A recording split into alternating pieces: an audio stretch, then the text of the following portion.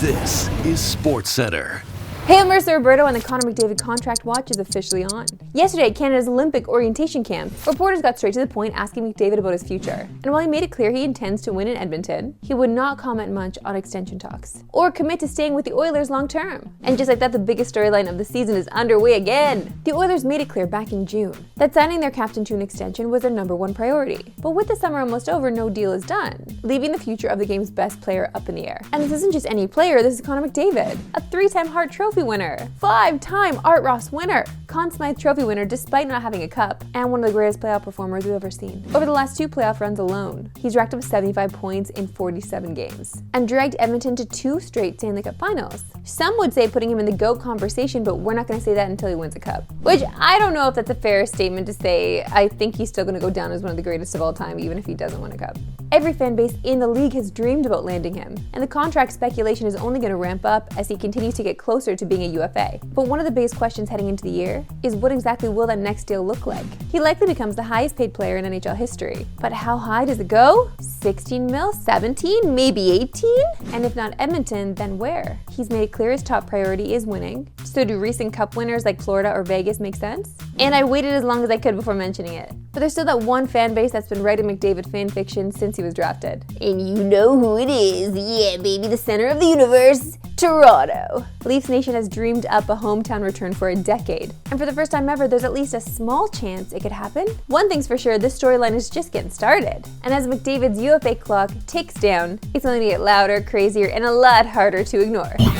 To baseball, while the Jays may be off today, that doesn't mean we can't look ahead to a potential World Series preview, right? As Toronto and Milwaukee start a 3-game series at the Dome tomorrow. With last night's win over the Twins, the Jays' lead in the AL East remains at 4. And that's because the Sox and the Yankees are not slowing down. And with the series against the best team in baseball, Milwaukee, if Toronto can't take care of business, the division could be in trouble. The good news for the Jays, though, is that they have Shane Bieber going tomorrow, who was lights out in his first game as a Jay. And then they go Gosman and Scherzer. So with those 3 arms going, you have to feel confident in the Jays keeping this competitive. Some insider information for you, though, that I don't know if I can share or not, but to celebrate Shane Bieber joining the Jays, the clubbies all shaved their beards and now have mustaches too. Time now for our favorite segment. Anyways, we love sports today. Why we love sports today. And let's go to our friends at Nitro Circus, who give us not just 1 great trick, but 2.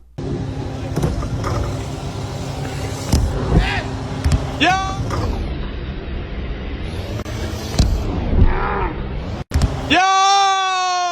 I don't know how these bros do it. I'm just hella impressed. That was incredible. And how do we even top that incredible landing and then trick and then landing? Well, with the most frightening bike trail you've ever seen.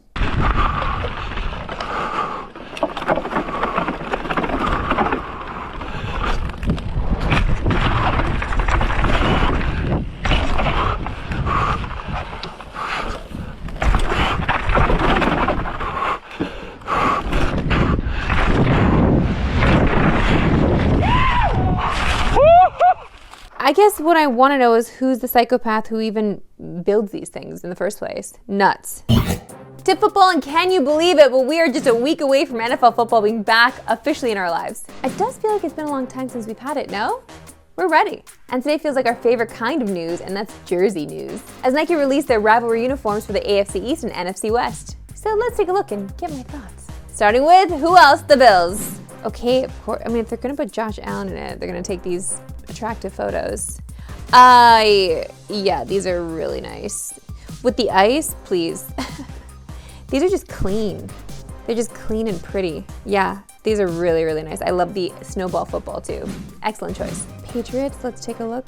Yeah, they look a little more AI generated, but I really like them. They're nice. I like the shadow box behind the number. It looks good. These ones are pretty sharp too. Here's Miami. Yeah, the thing is, I'll always be a sucker for a neon pop on the uniform, and Miami just does it so well. Oh god, the helmet too with the matte, and then the reflection of the dolphin too with the light. Come on, come on. These are really nice. Dang, I'm into it. And now the lowly Jets. The Jets fans have had enough. I don't know why you would do this to them too. Like, they're just making fun of them at this point, no? Why are the numbers so huge? Like, what the hell? To the NFC West with the Niners, this kind of just looks like a black jersey. Yeah, I don't care for this. I don't care for it. And we can kind of say the same for the Rams. They're doing midnight mode, but isn't that just night mode that the Jays do? Are they ripping off the Blue Jays? But here's our worst yet, the Seahawks. I see why they had to distract us with the background in these photos because they're...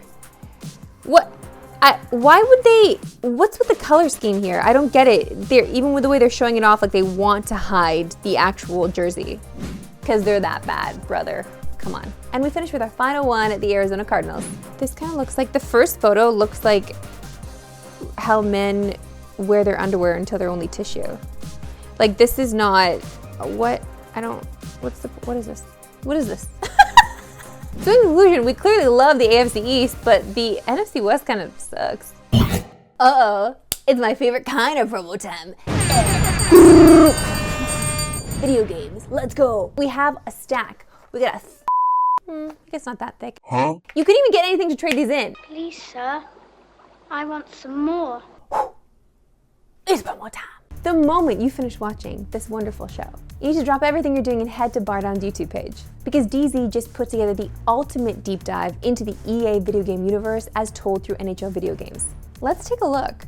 EA Sports. It's in the game. 4 words. 4 words that have defined a game, a design philosophy, and a developer for the better part of 35 years. In that time span, what started out as a company producing games named after sports leagues, well, they've gotten so big, they've now got sports leagues named after them. But what does any of this have to do with each new major feature from NHL 2001 to NHL 25? It comes down to one simple question. Is the annual sports game the next video game business model that will finally have to change? EA's NHL series serves as the perfect platform for this discussion in my mind, as there's been substantial evolution in its history. This series has gone on a roller coaster ride in respectability from era to era since the very beginning, going from pop culture icon right out of the gates to second best presentation merchants versus true competition, then back to revolutionary, genre-changing sports game of the year darlings, and then back to this just feels like a glorified roster update. That's just a little snippet of the time and attention that Daniel put into this video. He spent so much time, so much love,